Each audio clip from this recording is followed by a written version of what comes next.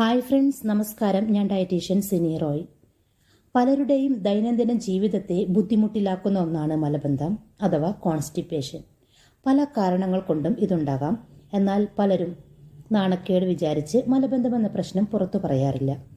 ആവശ്യത്തിന് വെള്ളം കുടിച്ചാലും ഫൈബർ അടങ്ങിയ ഭക്ഷണങ്ങൾ കഴിച്ചാലുമൊക്കെ ചിലപ്പോൾ മലബന്ധമുണ്ടാകാം. അതുപോലെ ശാരീരിക പ്രവർത്തനങ്ങളുടെ അഭാവം അല്ലെങ്കിൽ ചില മരുന്നുകൾ എന്നിങ്ങനെ പല ഘടകങ്ങളും മലബന്ധം എന്ന പ്രശ്നത്തിന് കാരണമാകുന്നവയാണ്. ചില രോഗങ്ങളുടെ ഭാഗമായും മലബന്ധമുണ്ടാകാനുള്ള സാധ്യതയുണ്ട്. അതിനാൽ കാരണം കണ്ടെത്തി പരിഹാരം കണ്ടെത്തുകയാണ് വേണ്ടത്.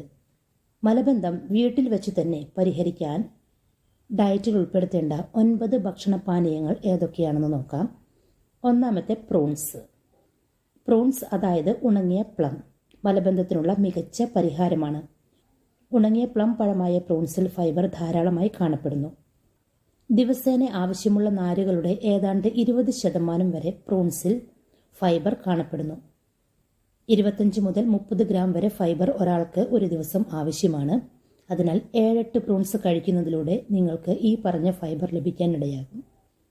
മലബന്ധം അകറ്റാൻ കുതിർത്ത പ്രൂൺസ് ഉപയോഗിച്ച് ജ്യൂസ് തയ്യാറാക്കി കുടിക്കുകയാണെങ്കിൽ ഒരു പരിധിവരെ ഈ ഒരു പ്രശ്നത്തെ തടയാൻ നിങ്ങൾക്ക് സാധിക്കും. അല്ലെങ്കിൽ കുതിർത്ത പ്രൂൺസ് നിങ്ങളുടെ ഡെയിലി ഡയറ്റിൽ ഉൾപ്പെടുത്തിയാലും മതി. ഇങ്ങനെ കഴിക്കുന്നതും മലബന്ധത്തെ തടയാൻ സഹായിക്കും. 2. Apple peer juice. ആപ്പിളിൽ ഉയർന്ന അളവിൽ ലയിക്കുന്ന നാരുകൾ കാണപ്പെടുന്നു. ഇതിനെ പെക്റ്റിൻ എന്നാണ് പറയുന്നത്. ഇത് പോഷക ഗുണങ്ങളാൽ നിറഞ്ഞതും മാത്രമല്ല വൻകുടലുമായി ബന്ധപ്പെട്ട പ്രശ്നങ്ങൾ പരിഹരിക്കാൻ സഹായിക്കുകയും ചെയ്യും. കൂടാതെ ദഹനത്തിന്റെ ആരോഗ്യം വർദ്ധിപ്പിക്കാനും വളരെ നല്ലതാണ് ആപ്പിൾ.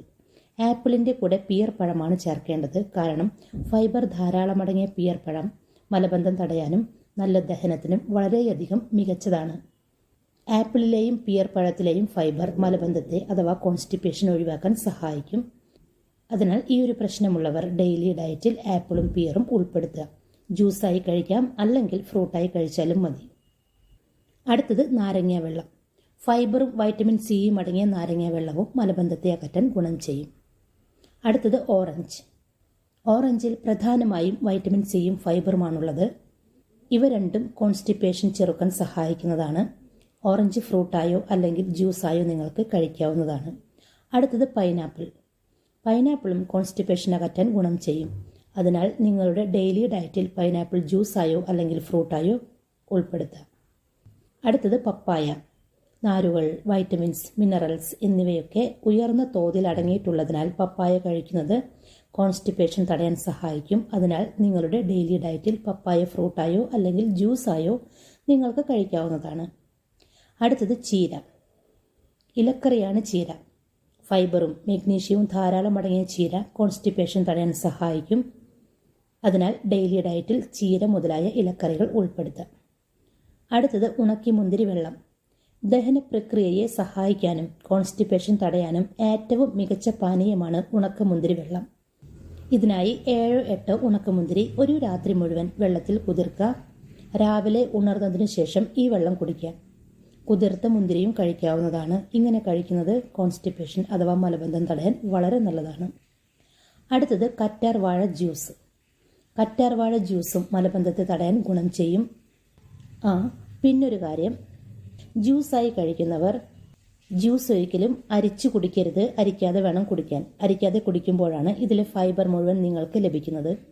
ഈ ഭക്ഷണ പദാർത്ഥങ്ങളിലെ ഫൈബറാണ് മലബന്ധം തടയാൻ സഹായിക്കുന്നത്. പിന്നെ ജ്യൂസായി കുടിക്കുന്നവർ ജ്യൂസ് തയ്യാറാക്കുമ്പോൾ പഞ്ചസാരയില്ലാതെ തയ്യാറാക്കുന്നതായിരിക്കും കൂടുതൽ ആരോഗ്യകരം. മലബന്ധം കുറയ്ക്കാൻ ഫൈബർ അടങ്ങിയ ഭക്ഷണമാണ് കൂടുതലായും ഡയറ്റിൽ ഉൾപ്പെടുത്തേണ്ടത്. ഫൈബറിന്റെ അളവ് വർദ്ധിക്കുമ്പോഴാണ് മലബന്ധം എന്നേക്കുമായി മാറ്റിയെടുക്കാൻ സാധിക്കുന്നത്. ഇനി ഈ പറയുന്ന കാര്യങ്ങൾ കൂടെ കോൺസ്റ്റിപ്പേഷൻ ഉള്ളവർ ശ്രദ്ധിക്കേണ്ടതാണ്. കോൺസ്റ്റിപ്പേഷൻ ഉള്ളവർ ധാരാളം വെള്ളം കുടിക്കണം. കാരണം മലം മൃദുവാക്കാനും ദഹനത്തെ സഹായിക്കാനുമൊക്കെ വെള്ളം ധാരാളമായി കുടിക്കേണ്ടത് വളരെ അത്യാവശ്യമാണ്. അടുത്തത് പതിവായി വ്യായാമം ചെയ്യണം. ശാരീരിക പ്രവർത്തനങ്ങൾ മലവിസർജനത്തെ ഉത്തേജിപ്പിക്കുന്നതിനും മൊത്തത്തിലുള്ള ദഹന ആരോഗ്യം മെച്ചപ്പെടുത്തുന്നതിനും സഹായിക്കുന്നു. ഇനി പ്രകൃതിദത്ത എണ്ണകൾ നിങ്ങൾക്ക് ഉപയോഗിക്കാം. അതായത് ഒലീവ് ഓയിൽ അല്ലെങ്കിൽ ഫ്ലാക്സ് സീഡ് ഓയിൽ എന്നിവയൊക്കെ കൂടുതൽ ലൂബ്രിക്കേറ്റ് ചെയ്യാനും മലവിസർജനം സുഗമമാക്കാനും നിങ്ങളെ സഹായിക്കും. അതിനാൽ ഭക്ഷണങ്ങളിൽ ഒലീവ് ഓയിലൊക്കെ ഉൾപ്പെടുത്തുക. ഉദാഹരണമായി സാലഡ് തയ്യാറാക്കുമ്പോഴൊക്കെ ഒലിവ് ഓയിൽ ഉപയോഗിച്ച് സാലഡ് തയ്യാറാക്കുക. അടുത്തത് പ്രോബിയോട്ടിക് ഭക്ഷണങ്ങൾ ഡയറ്റിൽ ഉൾപ്പെടുത്തുക. തൈര് അല്ലെങ്കിൽ കെഫീർ പോലുള്ള പ്രോബിയോട്ടിക്സ് അടങ്ങിയ ഭക്ഷണങ്ങൾ ആരോഗ്യകരമായ കുടലിനെയും സ്ഥിരമായ മലവിസർജനത്തെയും പ്രോത്സാഹിപ്പിക്കും. അതിനാൽ ഇത്തരം ഭക്ഷണങ്ങളൊക്കെ ഡയറ്റിൽ ഉൾപ്പെടുത്താൻ ശ്രമിക്കുക. അടുത്തത് ചെറു ചൂടുവെള്ളം അല്ലെങ്കിൽ ഹെർബൽ ടീ കുടിക്കുന്നതും മലബന്ധത്തെ തടയാൻ ഒരു പരിധിവരെ നിങ്ങളെ സഹായിക്കും. ചൂടുള്ള ദ്രാവകങ്ങൾ കുടിക്കുന്നത് മലവിസർജനത്തെ ഉത്തേജിപ്പിക്കുകയും മലബന്ധം ലഘൂകരിക്കാൻ സഹായിക്കുകയും ചെയ്യും. ഇനി നിങ്ങൾക്ക് കോൺസ്റ്റിപ്പേഷൻ കുറയ്ക്കാനായി ഈ പറയുന്ന ഒരു ഹോം റെമഡിയും തയ്യാറാക്കി ഉപയോഗിക്കാവുന്നതാണ്. ഈ ഒരു ഹോം റെമഡി തയ്യാറാക്കാനായി ഒരു പാനിലേക്ക് 1 ഗ്ലാസ് വെള്ളം ഒഴിക്കുക. ഇനി ഇതിലേക്ക് 1 ടീസ്പൂൺ ജീരകം ഇട്ട് കൊടുക്കുക. നന്നായി തിളപ്പിക്കുക. 2-3 മിനിറ്റ് നന്നായി തിളപ്പിച്ചതിന് ശേഷം സ്റ്റവ് ഓഫ് ചെയ്യുക. 1 ഗ്ലാസ്സിലേക്ക് അരിച്ചെടുക്കുക. ചെറിയ ചൂടോടെ കുടിക്കുക. മലബന്ധം കുറയ്ക്കാനുള്ള ബെസ്റ്റ് ഹോം റെമഡിയാണ് തയ്യാറാക്കി കുടിക്കുക. അപ്പോൾ ഫ്രണ്ട്സ്, നാച്ചുറലായി മലബന്ധം കുറയ്ക്കാൻ ഈ ഭക്ഷണങ്ങളും ഈ പാനീയങ്ങളും ഈ പറഞ്ഞ ഹോം റെമഡീസും ഒക്കെ നിങ്ങളെ സഹായിക്കും.